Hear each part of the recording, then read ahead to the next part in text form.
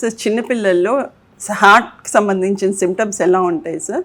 మనం ఏ టైంలో స్క్రీనింగ్ చేయాలి, ఎప్పుడు స్క్రీనింగ్కి పంపించాలి? చిన్నపిల్లలు ఎవరైతే హార్ట్ ప్రాబ్లమ్స్తో పుడతారో వాళ్ళకు ఒక్కొక్క స్టేజ్లో ఒక్కొక్క రకమైన సిమ్టమ్స్ ఉంటాయి.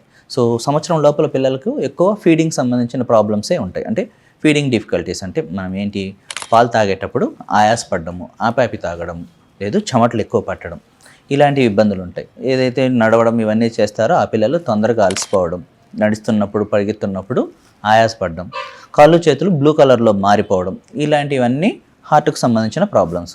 సో ఇలాంటి ఎటువంటి డౌట్స్ వచ్చినా, లేదు ఈవెన్ ఎదుగుదలలో స్లోగా ఉండడం, అంటే పిల్లలు వెయిట్ అనేది సరైన టైంకు సరైన విధంగా పెరగకపోవడం జరిగిన మనం హార్ట్ ప్రాబ్లమ్స్గా అనుకొని ఫస్ట్ హార్ట్ స్క్రీనింగ్ అనేది చేయించుకోవాలి.